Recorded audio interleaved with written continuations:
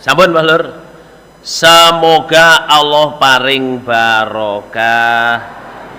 Semoga Allah paring faham. Semoga Allah paring karena Allah. Insya Allah saya akan nasihat tentang suami istri. Hah? Boleh ya suami istri ya?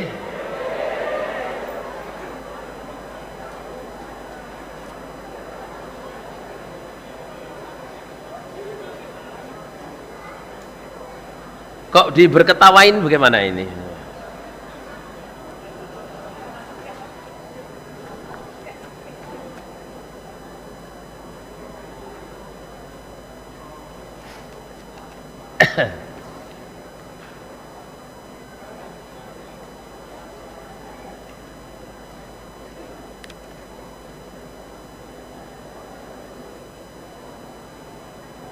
Jangan terpengaruh dunia, jangan merasa paling suci. Ini tidak nasihat suami istri saya.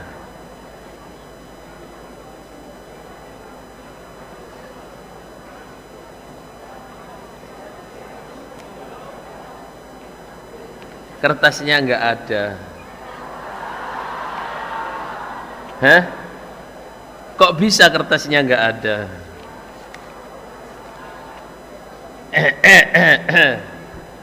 Apa ya kalau nggak ada kertasnya nggak nasehat, saudara? Ya tetap nasehat.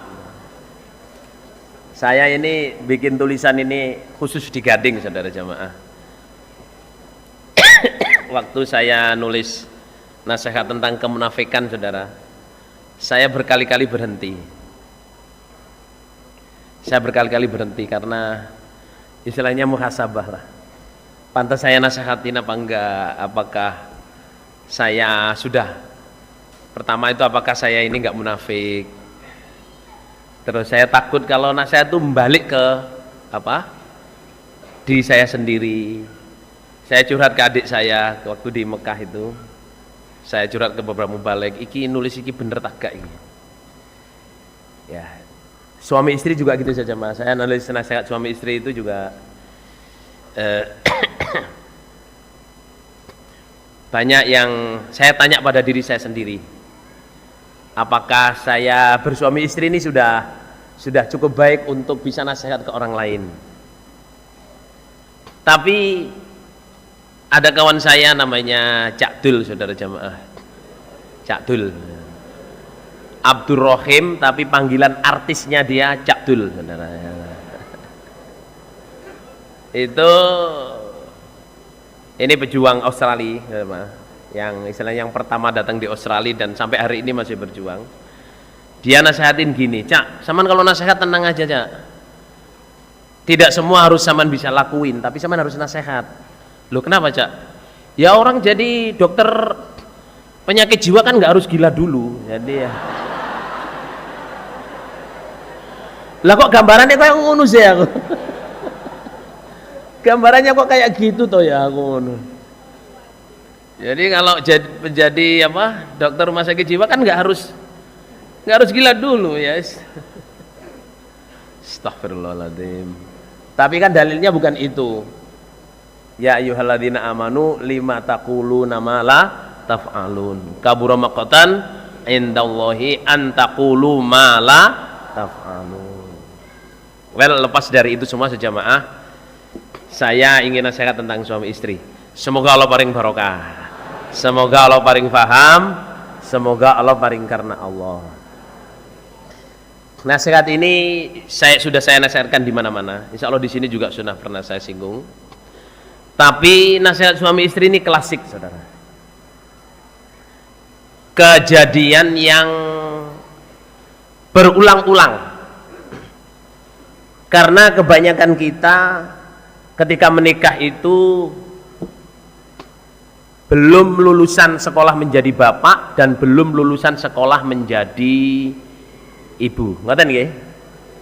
Dan anehnya para suami ini, para laki-laki, kalau cari istri itu dicari yang paling tidak pengalaman. Kan gitu saudara.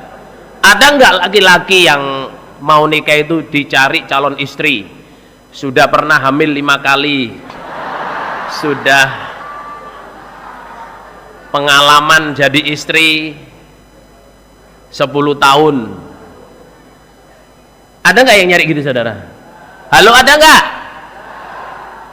Ada. Sopo sing golek ngono lho.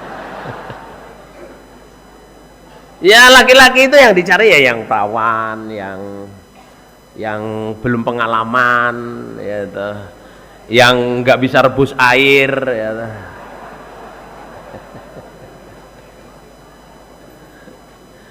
Yang kalau dicium mangap,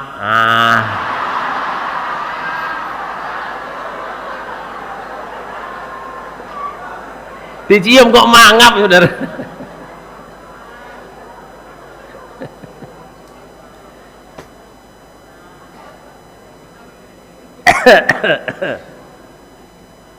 Sehingga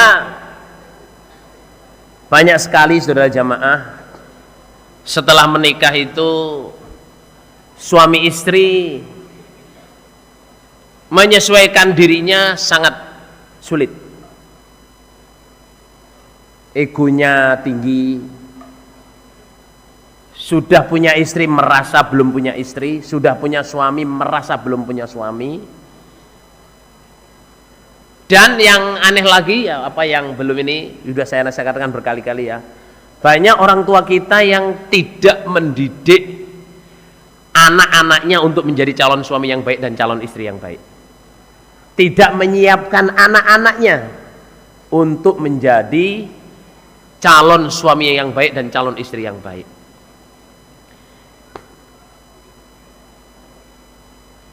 Sehingga saudara jamaah, sehingga ketika menjadi suami yang nggak tahu saya harus apain istri saya. Dalam tanda petik sebagai seorang suami. Kalau sebagai seorang laki-laki saya apain istri saya, insya Allah tahulah ya.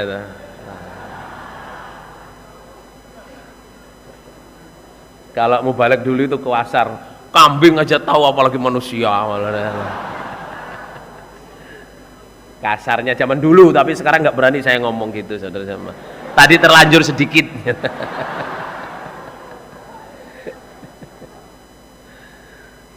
Jadi kadang suami ini mau bersikap kepada istri bagaimana, akhirnya suami istri itu jamaah geger, nggak pengertian, istrinya mau menang sendiri, suaminya juga mau menang sendiri. Otot-ototan para seluruh. Suami nggak tahu tugasnya, istri juga tidak tahu tugasnya. Yang jadi korban adalah anak-anaknya. Na'udzubillah min dzalik.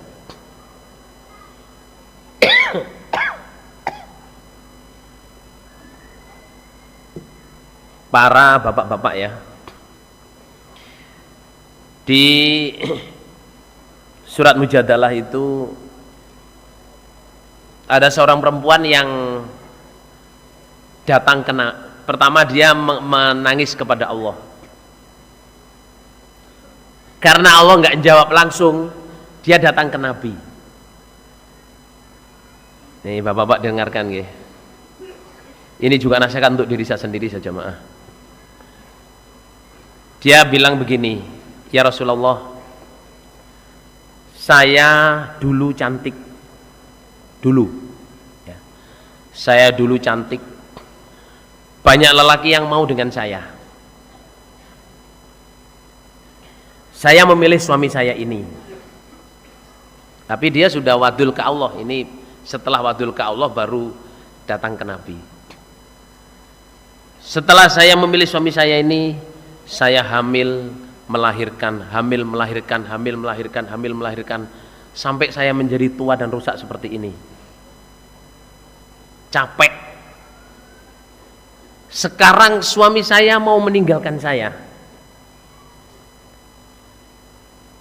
Saya melahirkan anak-anaknya, saya menyusui anak-anaknya, saya mendidik anak-anaknya, saya membesarkan anak-anaknya.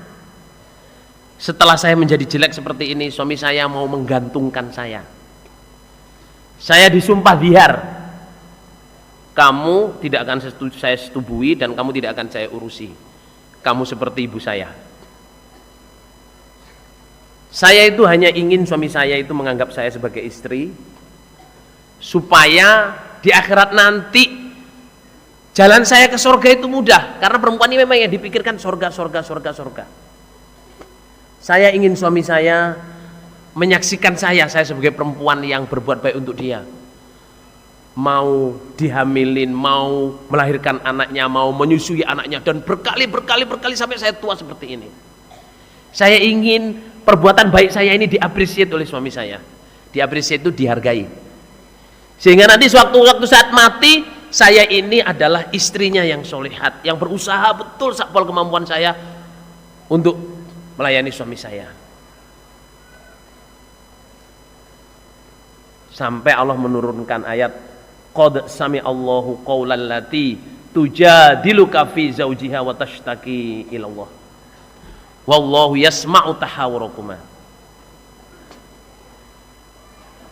Oleh karena itu para lelaki di sini, jamaah-jamaah, para suami, adik-adik yang belum menikah, ya, kita harus ngeramut, jaga, menolong istri kita.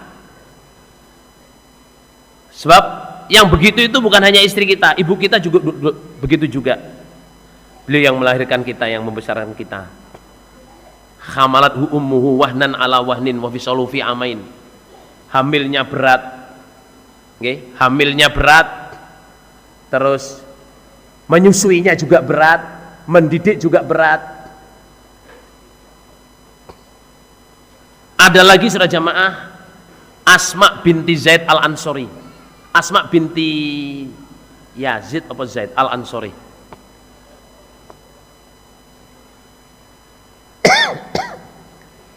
Hadis ini terkenal dengan wafidatun nisa. Wafidatun nisa.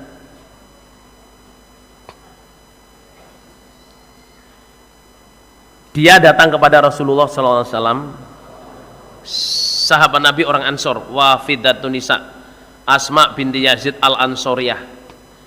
Asma binti Yazid al-Ansoriyah. Dia bilang, saya datang ke Nabi mewakili perempuan sak jagat raya. Seandainya perempuan-perempuan mukmin sak jagat raya ini tahu maksud saya datang ke Nabi, mereka akan mendukung saya.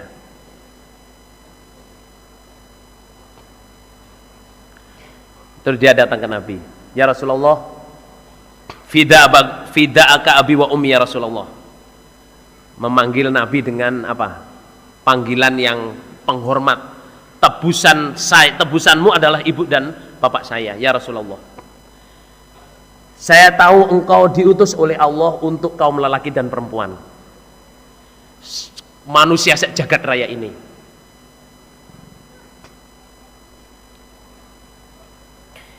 Kemudian kami beriman kepadamu.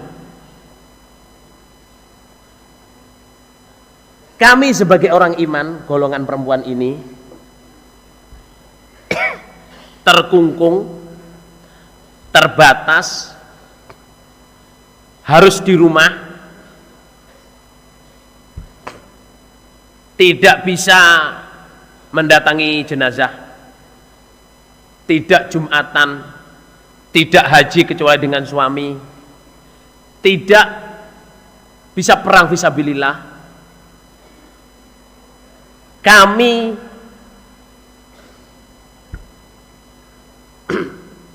pemuas syahwatmu laki-laki. Kami sedang tidak mood, tidak senang, tapi kalau kamu golongan laki-laki mau, kamu setubuhin saya tanpa melihat saya ini mau apa enggak. Kami hamil melahirkan anak-anakmu, kami mencuci bajumu, kami memasakkan untuk kamu.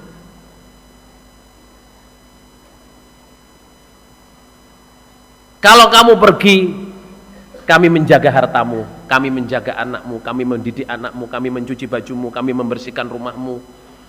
Disebutkan saudara jamaah. Pertanyaan saya ya Rasul, kalau suami saya sedang perang, sedang haji, sedang mengantar jenazah, sedang sampah semua itu, apa bagian kami? Mengantar jenazah ke kubur kami nggak bisa, berperang kami nggak bisa, haji kami nggak bisa.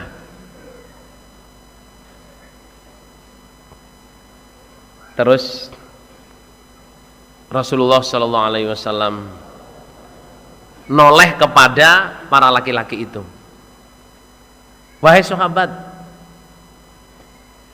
pernah nggak terpikir oleh kamu pertanyaan seorang perempuan yang menanyakan agama seberlian ini, secerdas ini, sebaik ini?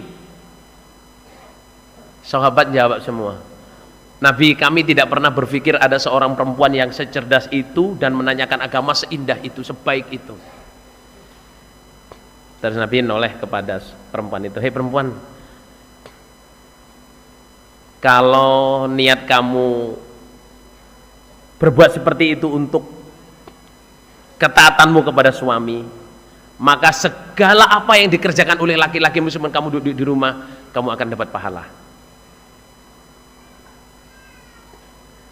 Dari hadis ini sebenarnya saudara jamaah, penyadaran untuk laki dan perempuan.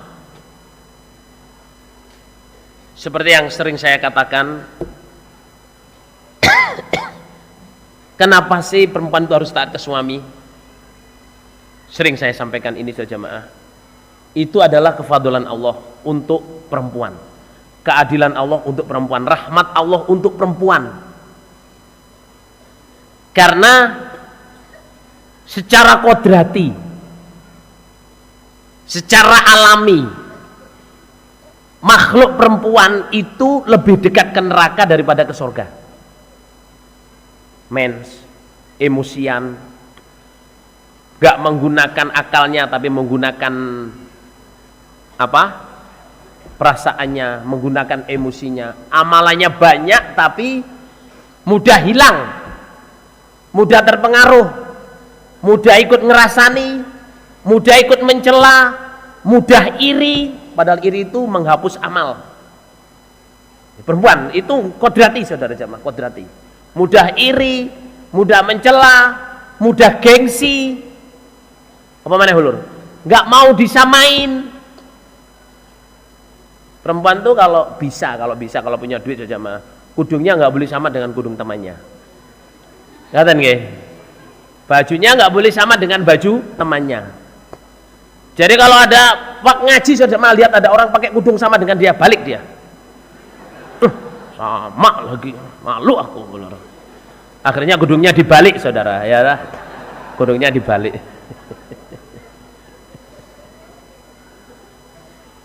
Ya perempuan seperti itu saudara. Jadi amalannya banyak tapi apa? Gengsinya, irinya, apa mana bahlur? Gengsinya pol perempuan itu saudara. Pol. Bapak-bapak harus tahu ya. Gengsi perempuan itu apa? Pol. Maksudnya gini loh. Bapak-bapak yang cerdas. Di Quran itu perempuan kalau melanggar harus dinasehatin. Langkah pertama harus nasihat. Kalau dinasehatin nggak sembuh, harus dipisahin tidur. Pisahin tidur ini tidak boleh di luar rumah, tapi harus di dalam rumah. Karena perempuan itu kalau sadar, dia pandai cari alasan. Apa ya? Misalnya suaminya tidurnya di ruang tamu, jengkel dia, aku nggak mau tidur sama kamu, aku tidur di ruang tamu. Perempuan tuh kalau sadar saudara jamaah itu pura-puranya banyak. Misalnya keluar, loh mas kok di situ apa nggak ada nyamuk? Itu sebenarnya mas maafin saya, ayo masuk. Gitu. Tapi yang laki-laki yang rodok dedel bahlur, ya nggak ada nyamuk, satu temennya banyak, nyamuknya cuma satu tapi temennya yang banyak. Loh, terus dia dijawab gitu, Mas, nggak ada nyamuk tadi situ. Gak ada tuh, biarinlah, gue tidur sini aja.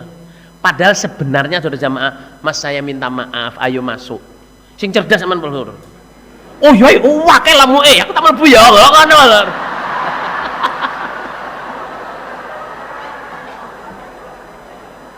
Di perempuan tuh kalau suruh minta maaf, maaf saya nggak akan, saudara, susah saudara.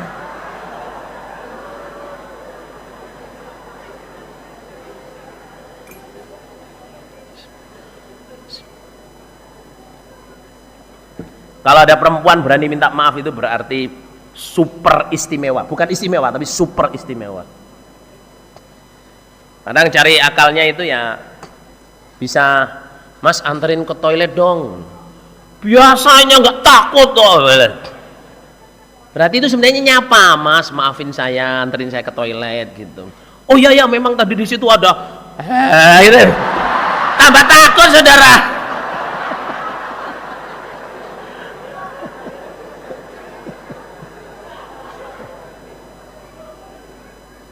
Jadi Gusti Allah itu ya membuat perempuan itu lebih dekat ke neraka daripada ke surga.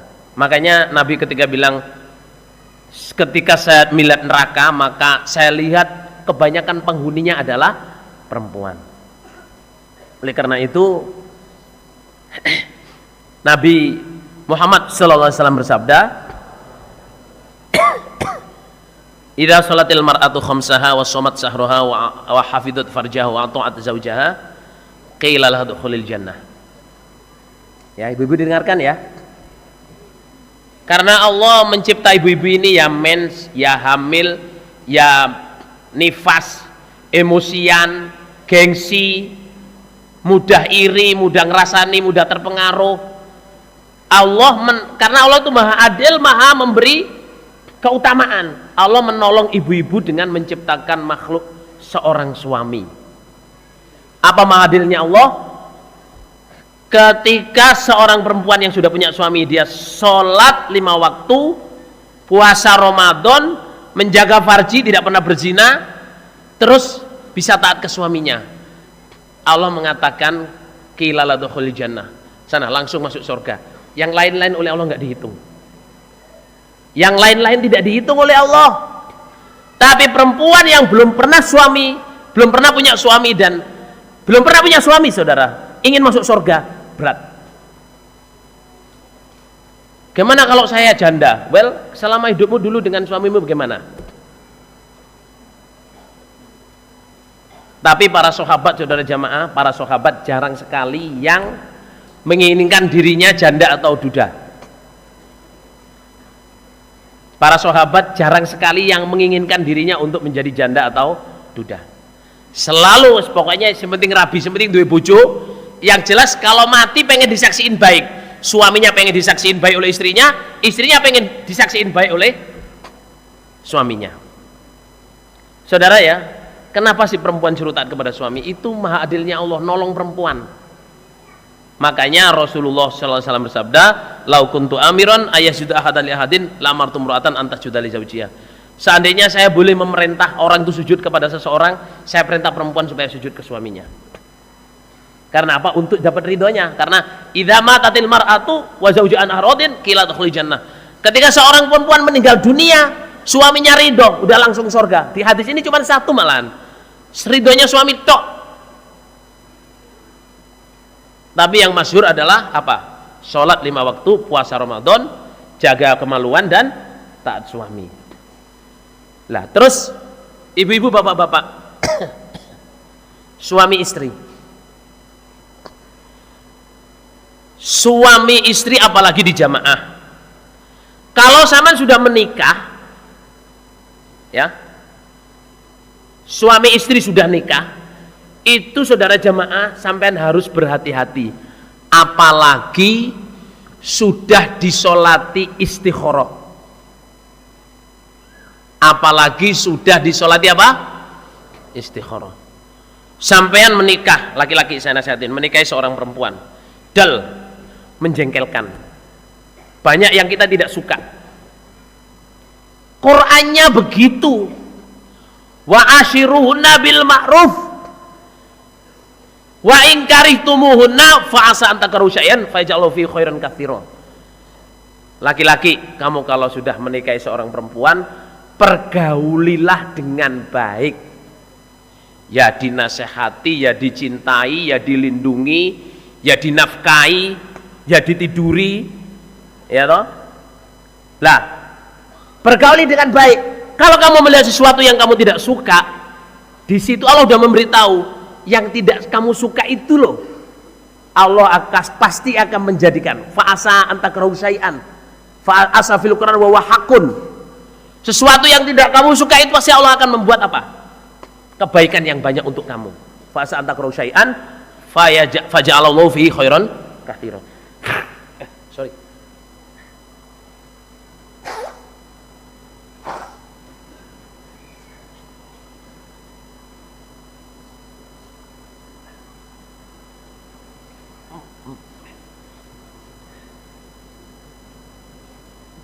Barangkali yang tidak kamu sukai Allah. Jadi gini, kita lihat istikharah kita. Allahumma inni astakhiruka bi'ilmika wa astaqdiruka biqudratika wa as'aluka min fadlikal azim. Ada 3 hal yang kita sebutkan yang maha dahsyat. Ya Allah, saya minta milih kepadamu dengan ilmumu. Ilmunya Allah itu, saudara jamaah, tahu nggak? Kita datang di lautan, kita celupkan tangan kita, jari kita di laut, kita tarik, air yang nempel di tangan kita ini adalah ilmu yang diberikan oleh Allah kepada manusia jagat raya ini. Bukan satu orang. Ilmu yang nempel di jari-jari kita, air yang menempel di jari-jari kita adalah ilmunya Allah yang diberikan kepada manusia jagat raya ini. Sedangkan lautan itu adalah ilmunya Allah. Ya Allah, saya minta milih dengan ilmumu. Wa astaqdiruka biqudratika. Saya minta takdir, minta kuasa, minta kepastian dengan kekuasaanmu. Innallaha ala kulli syai'in qadir.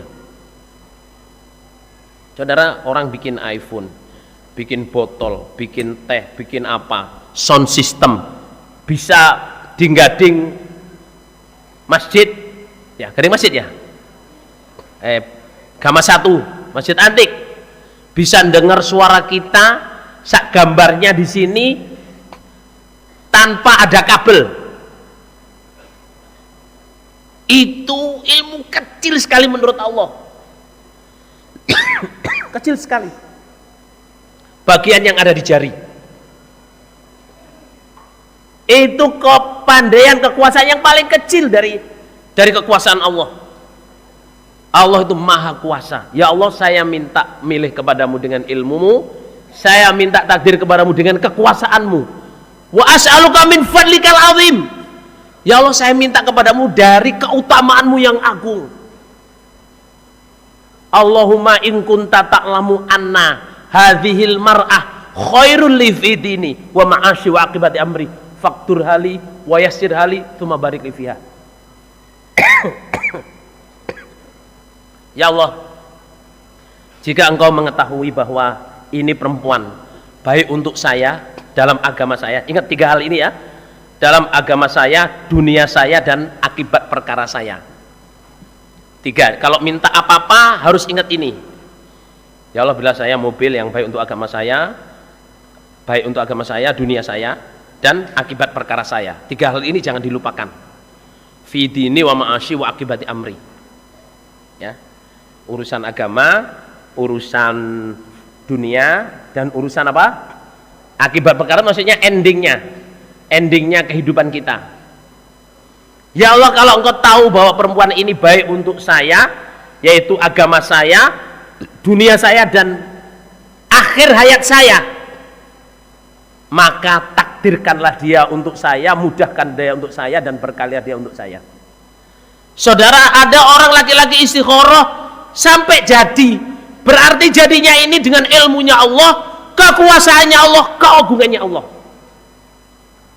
Jangan meremehkan kekuasaan, keagungan dan kefadlan Allah, ilmunya Allah, sehingga istrinya disia-siakan. Istrinya nggak bisa masak, diolok-olokin, kamu ini nggak bisa masak. Saya itu cari istri itu supaya ada yang masakin, nggak bisa nyuci baju. Saya itu cari itu supaya, lah kalau kamu mau kawin sama orang yang bisa masak, kawin sama tukang masak sana, saudara. Nggak apa gimana lor? Kawin sama tukang cuci baju, laundry, apa-apa itu saja mah.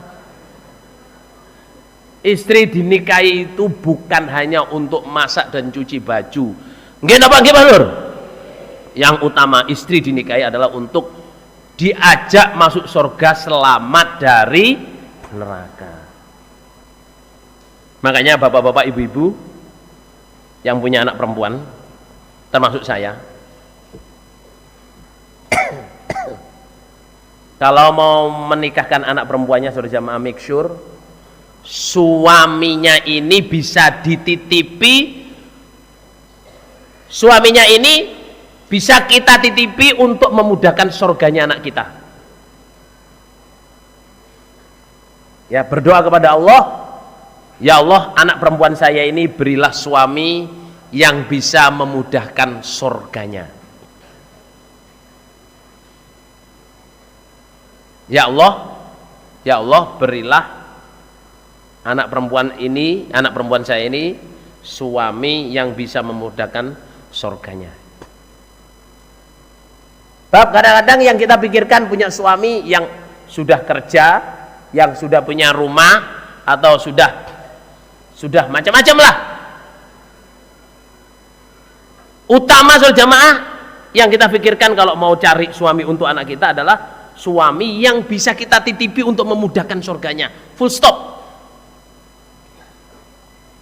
Kalau mau tambahan silakan. Ya, punya penghidupan, bisa melindungi, bisa nasehatin. Sebenarnya kalau memudahkan surganya berarti orang ini betul-betul orang yang soleh.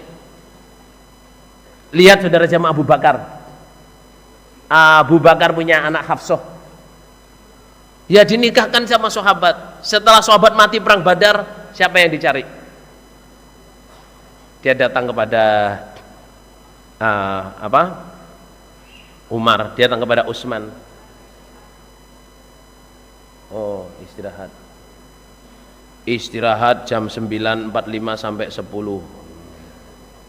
Nggih. Apa yang ngomong ngantuk kabeh to wong-wong? Apa yang ngantuk semua saja, Mak? Sing ngantuk biasa panjenengan ngantukan wae lur ya. Ngantuk ae. Amal soleh ngantuk wae lur, wah repot.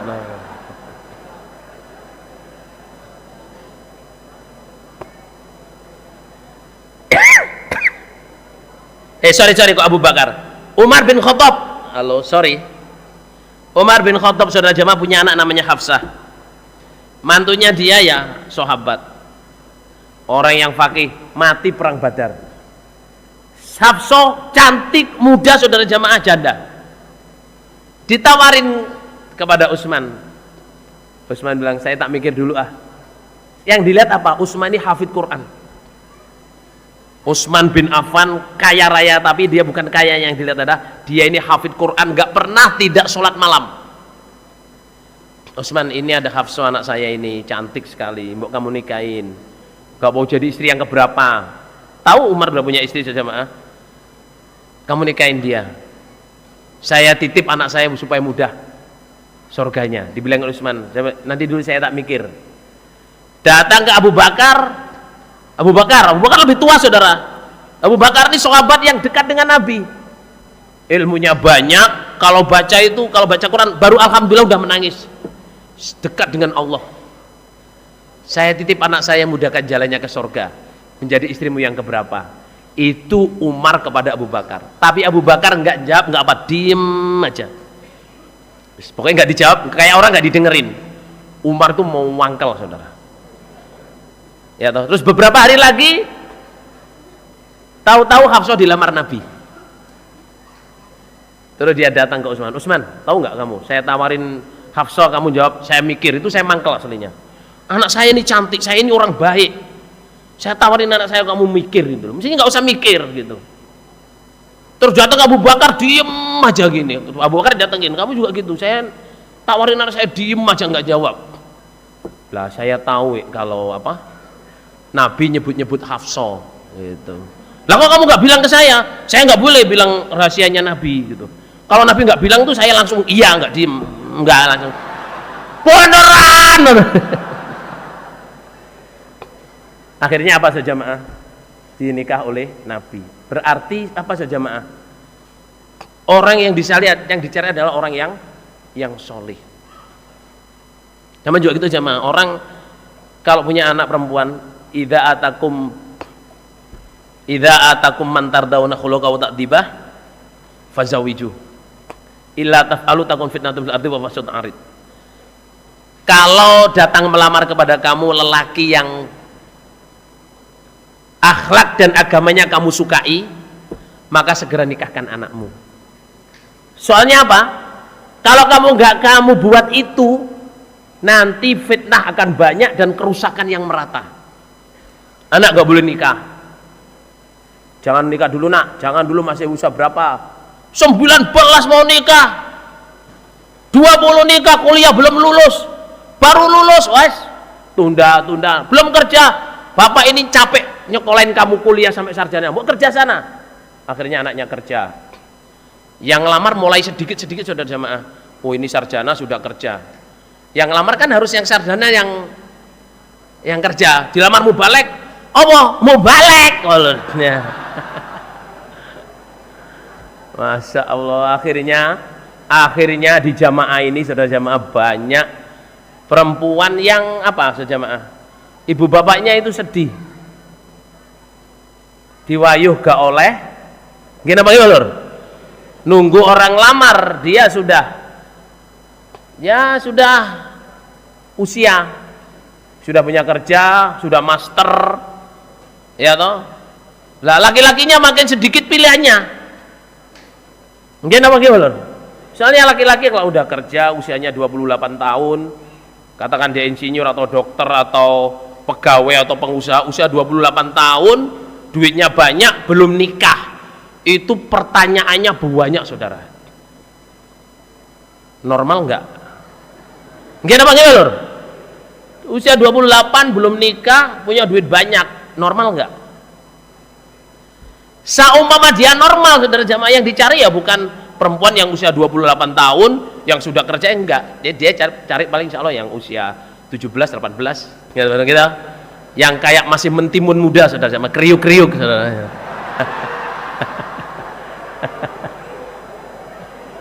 Astagfirullahaladzim.